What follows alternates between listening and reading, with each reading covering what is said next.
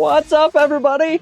I am glad you clicked on a Backfire video. Today we got some fun dialed up for you. We're taking a minute to just see how far we've come with the latest in technology of firearms compared to when we were all kids. And to show it to you, I have the lovely, the wonderful Miss Emily. Hello. Emily does not love technology. She likes things simple and plain. Yeah. That's why she married me. No, you are far from plain. And so today I'm going to try to convince you on kind of the normal stuff that we had when we were kids compared to the latest tech, and see if I can sell you on the latest in guns. Well, you have quite the slew we got of guns a pretty good party lined up for us today. So let's start with the simple stuff. We're going to the 22, just stuff we used to plink, you know, kill rabbits and pop cans when we were kids. Let's take a look. Okay, plinkers first. I mean, we all grew up doing this thing where, you know, your 8 pumps, whatever, getting ready to go shoot.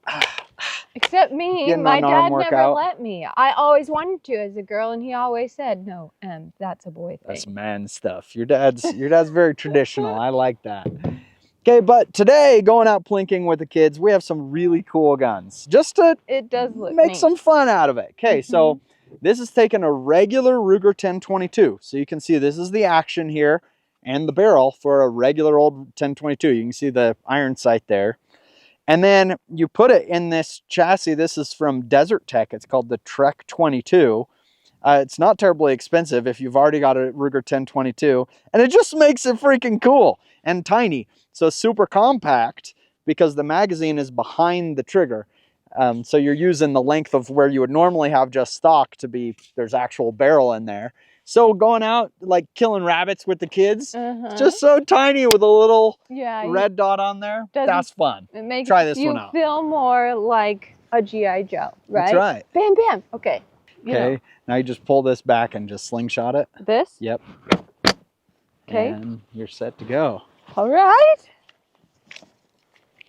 Bam, bam. Now I'm really going to shoot. Oh, there's even like a little laser in there. Okay, here I go. Why do these make me so nervous?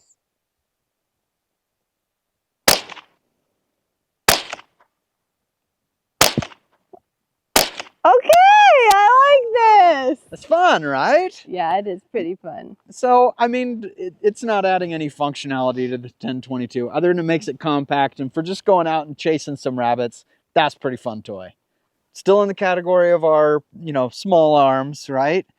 This is the FX Impact. So this is a PCP air gun, and this is a very, very advanced one. This one's fancy, right? But you can get them very inexpensive. You know, they make some for $300. You can get a PCP air gun. The cool thing about this is it's just shooting slugs.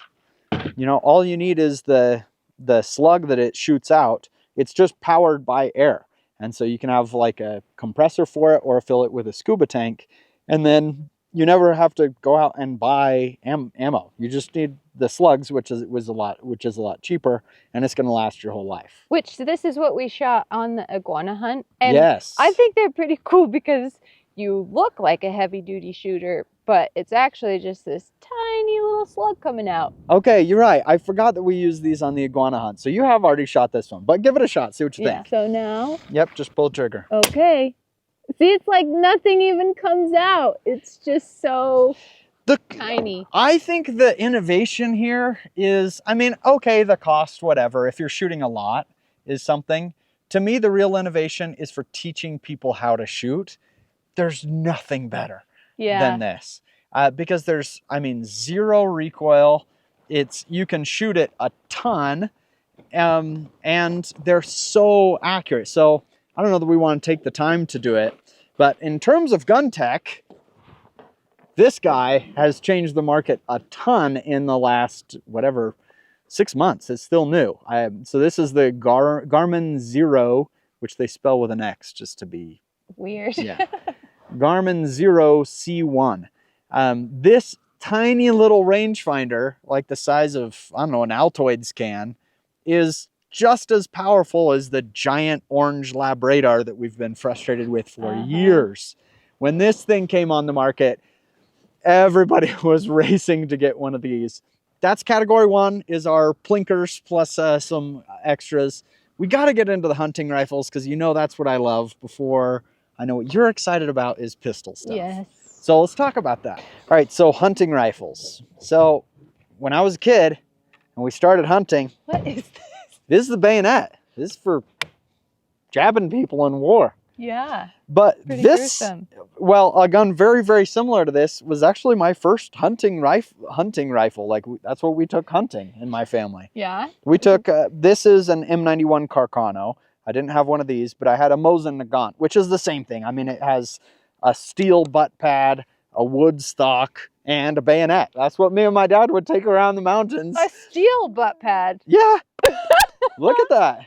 Wow. That's not for comfort. That's for bashing heads right there. Oh, wow. And it would feel like that when we would shoot those guns in high school. I mean, you'd take a shot and it would hammer you. Not just the recoil. So, a lot of these old military surplus rifles are shooting, 30-06 or something kind of equivalent, right? We can't shoot this one today because I can't find ammo for it yet. It's kind of rare to find ammo for this guy. I'm pretty sure it's just something to look at now. Well, no, I definitely want to shoot as soon as I can find ammo for it. I wouldn't want to shoot that. You probably shouldn't shoot this one. They kick pretty good. But the biggest difference that I have seen, other than the butt pad, which is just crazy, and open sights, that's what we hunted with. And you'd have to get to really within bow range. But the positive comb, this one's pretty, it has a slight positive comb there. So see how it's lower here and it gets just slightly higher here? Some of the old rifles were a really aggressive positive comb. And so can you think about what that's going to do when you get the recoil? It comes into your face. Yeah. And so that's what I remember is shooting my Mosin Nagant, is not so much what you'd feel in the shoulder, but your face, it would just punch you right in the face when you shot. Wow, look how far we've come. We've come a long ways. So this is what most people are hunting with something like this today, like a Tikka T3X. Very, very common. But I do feel like this rifle is maybe kind of due for some updates. Well, it looks pretty plain other than that cool butt pad. Yeah. Yes, you got a kidding. backstop on that thing. So like this one doesn't have a threaded muzzle. And really most of the rifles, most of the Tikkas being sold today, now they're starting to get, threaded muzzle so you can put on something that, most people are wanting today. And, we have nice modern scopes that you can dial that makes a big difference. But even this format is starting to change. So this gun I am very enthused about. It looks cool. This is the Bergara MG Light. Now this one has been out for about a year, but now they've got it in 7 PRC, which is the hot new cartridge, right, that everybody wants. Super flat shooting, resists the wind drift and everything. The reason I really like this gun is because, first of all, it's in the Bergara Premier series, so you're going to get a carbon fiber wrap to barrel. So it can be much lighter weight, but still have that stiffness. And I've just had great accuracy results with the Bergara Premier series in general.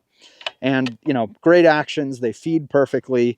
But this one specifically is in this XLR Element chassis. And so you get just the connections that you need to shoot better as a hunter.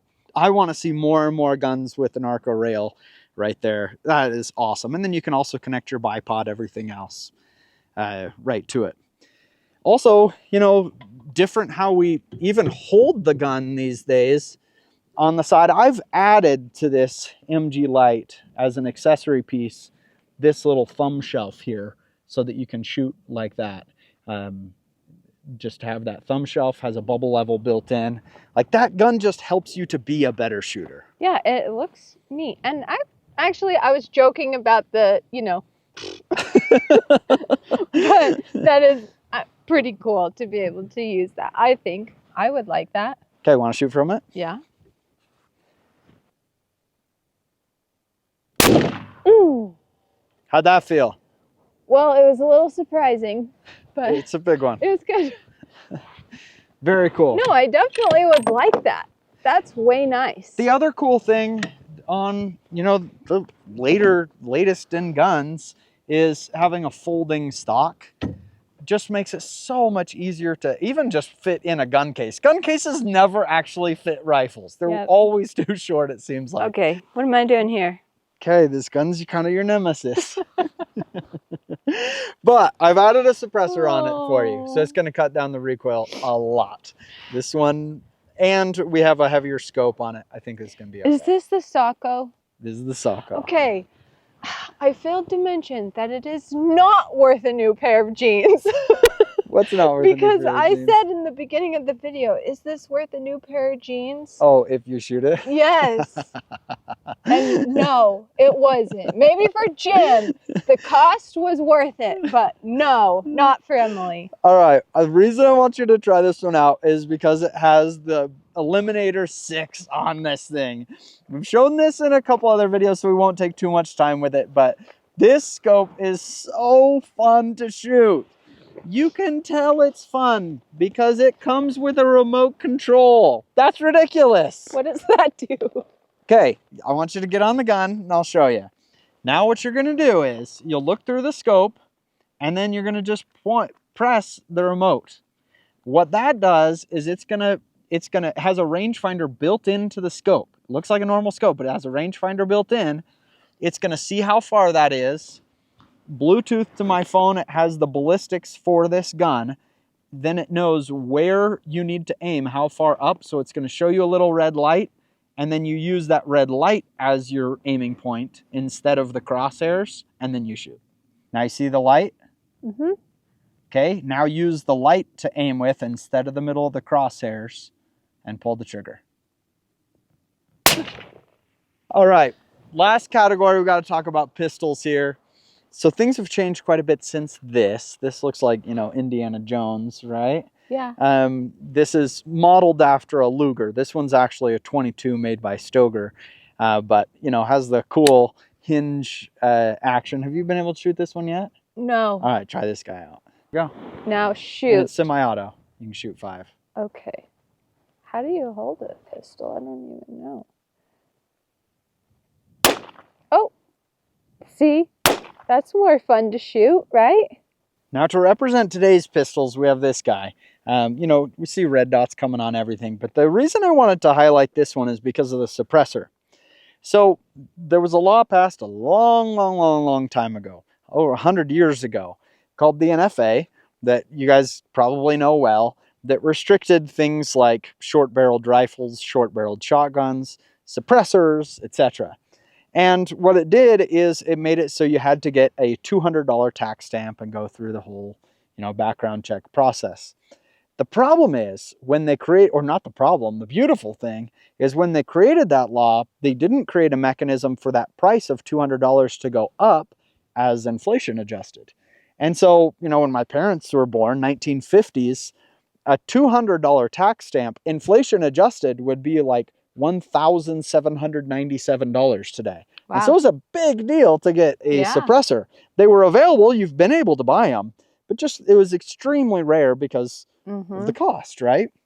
Now that $200 has become nothing because our government prints so much money, suddenly you see suppressors even on the little plinkers that people take into the desert. So I want you to shoot this one. This one is fun. You're not going to need your ear pro for this because we're shooting subsonic ammo. Okay.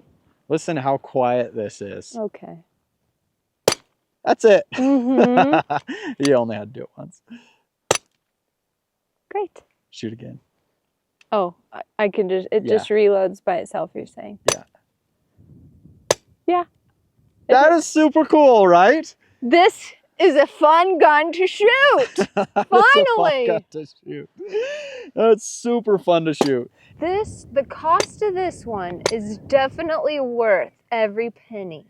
It really is fun. It makes it shooting fun. Now, speaking of cost, is reloading. That's one where on a lot of this, we've gone backwards. And, you know, to get the new cartridges, like the 7 PRC and stuff, it's like $60 a box for Yeah. 20 shots. So every time you pulled the trigger, you're like, there goes Right. 350. There goes 350. And it Mhm. makes it kind of hard to go out and go long range shooting. And, you know, you do a competition where you need to bring 200 shots for the weekend. You're like, whoa, that's a significant part of the budget. Yep. Is just buying the ammo. And so if you're wanting to learn to reload, go to Backfire Plus. We have courses in there step by step to walk you through the process of learning to reload. We do a lot of reloading because if we bought everything factory, it's just too expensive. So check out Backfire Plus. We also do a weekly podcast in there, the Backfire Mancast. We rarely talk about it. We're doing it every single week. And So it is check darn it out. fun. It's darn fun. Thanks, guys. See you in the next video.